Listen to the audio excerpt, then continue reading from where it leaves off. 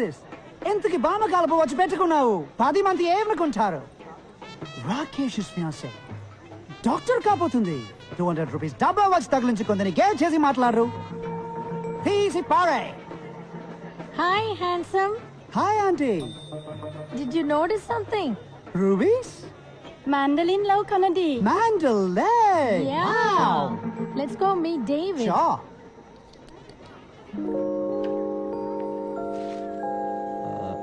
Excuse me. Yes. Fools. ఆ glass కొంచెం ఇవ్వండి. ఎందుకు? దాంతో నా తల పగలు కొడితే. నేను మిమ్మల్ని ఎందుకు కొడతాను? లేదు, నేను మీకు ఒక ఫ్రీ అడ్వైస్ ఇవ్వబోతున్నాను. వాట్? ఆ గాడిదని మీరు పెళ్లి చేసుకోకండి. Excuse me. వాడు మనిషి కాదు, ప్రైస్ ట్యాగ్. లిసన్. వాడిని మీరు పెళ్లి చేసుకుంటే మీ లైఫ్ లో బ్రాండ్స్ ఉంటాయి, వాడి తాలూకు ప్రైస్ లిస్ట్ ఉంటాయి, కానీ లైఫ్ ఉండదు. హలో. కావాలంటే డెమో చూపించనా? వాడు వేసుకున్న షూ రేట్ ఎంతో తెలుసా మీకు? నేను అడగను, వాడే చెప్తాడు. Wait and see. Life is a brand. You don't call us a brand. That's why I have branding. Without a brand, you're nothing. It's not a minor thing, you know. Oh gosh! Oh no. Shots! Oh. You! Sir, you fool! Now $300 shoes me the chutney message as an chudu! My $300 shoe! How am I going to walk now? Oh my god! చెప్పనా? Escape అయిపోయింది. Free advice వింటే వినండి, ఒక మీ కర్మ.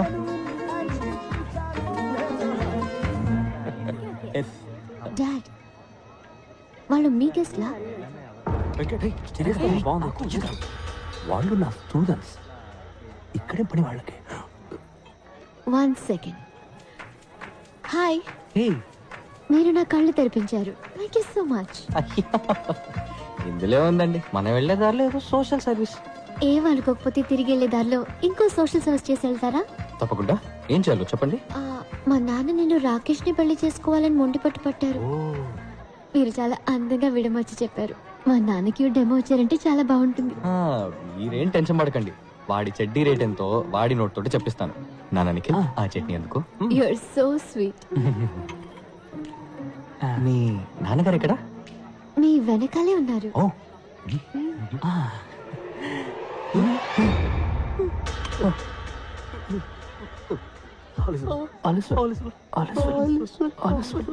కనిపించారా?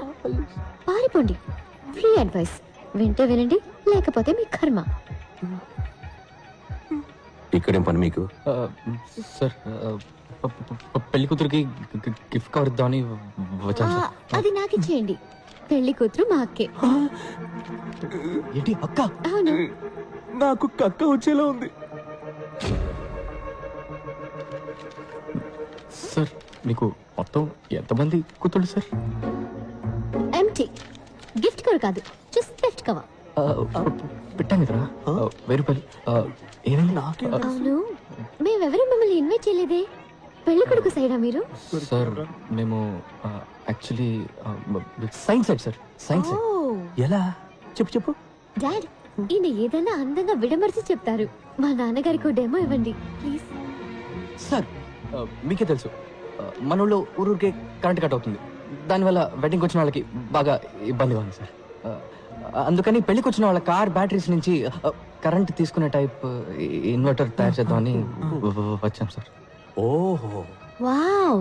Inverter ready చేశారా? అంటే అది design ready sir.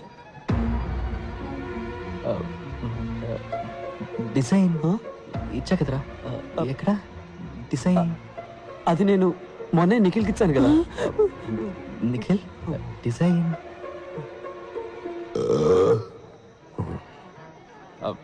Sir, design ఏముంది సార్?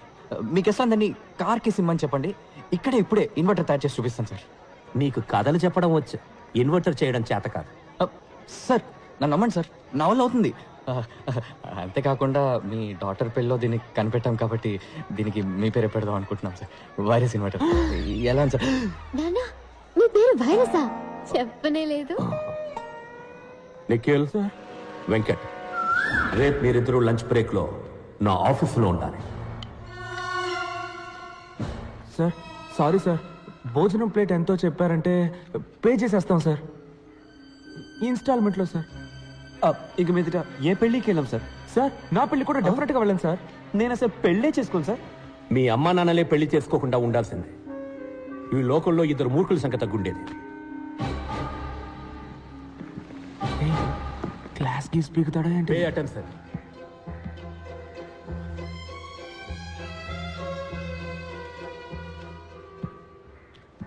ఇది మీ ఫ్రెండ్ పంచబట్ల సారంగపాణి నాన్నగారి మంత్లీ ఇన్కమ్ 2.5 కోట్లు.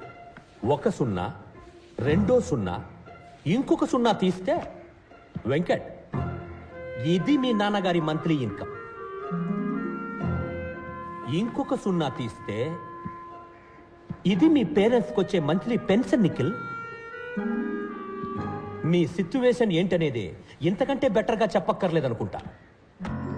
మీరు బుద్ధిగా మంచి పర్సంటేజ్తో పాస్ అవ్వాలనుకుంటే వెంటనే మీ రూమ్ ఖాళీ చేసి శ్రీనివాస్ రూమ్కి వెళ్ళి ఉండండి. పాణితో కలుసున్నారో నాశనం అయిపోతారు.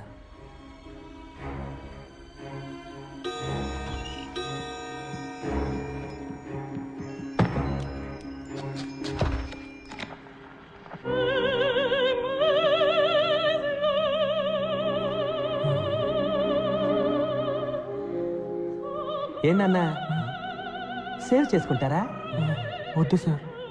Then get lost. దీన్నే విభజించి పాలించడం అంటారు. వైరస్ మన ఫ్రెండ్షిప్ ని విడదీయాలని చూస్తున్నాడు. నువ్వేం భయపడకు. భయపడి తీరాలి, ఎందుకంటే ఆయనే మనకు మార్క్స్ వేసేది. మంచి మార్క్స్ రాకపోతే మంచి ఉద్యోగం రాదు. మా నాన్నేమి మీ నాన్నలాగా డబ్బున్నాడు కాదు, ఫ్యూచర్ గురించి బాధపడకుండా ఉండడానికి. రే, ఎందుకురా ఇలా భయపడేసేస్తావు? మరి వాడు ఏం చెప్తే అది ఫాలో అవ్వమంటావా? ఆలస్యం అని నువ్వు కంటే వాడికి భజన చేయి, నా వల్ల కాదు. రే, నువ్వు లిమిట్ క్రాస్ చేస్తున్నావు. లేదురా, లిమిట్లో ఉందాం అంటున్నాను. మా ఫ్యామిలీ నన్నే నమ్ముకొని ఉంది. మా అమ్మకు వచ్చే పెన్షన్ మా నాన్న మందులకే సరిపోతుంది.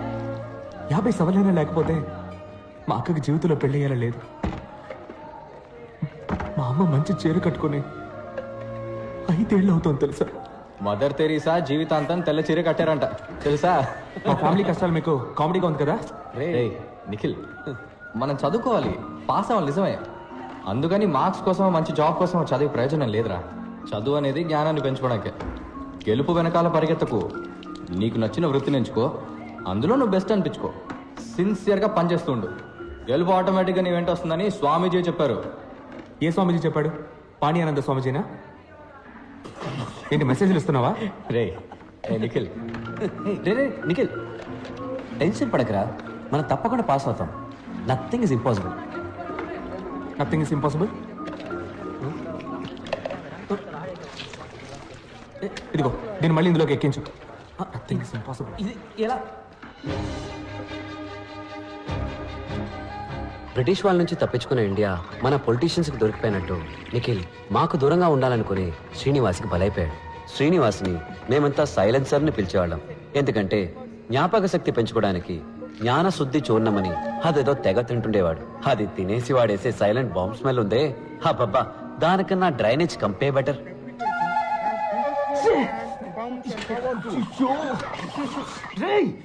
I don't do it. రే నిఖిల్, నువ్వేసి నన్నంటావే? సైలెన్సర్ రోజుకి 18 గంటలు చదువుతాడు, సారీ బట్టి పడతాడు.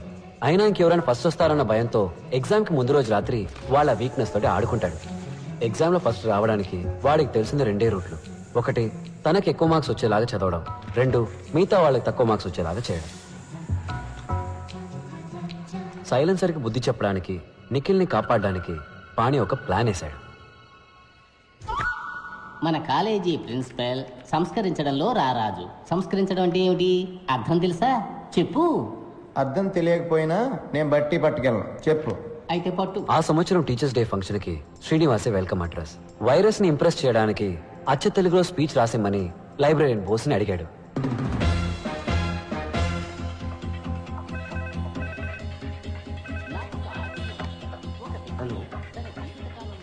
శ్రీనివాస్, ఎస్, నీకు ఫోన్. బోస్ గారు, ప్రింట్అవుట్ క్లియర్ గా తీయండి, ఇప్పుడే వస్తా.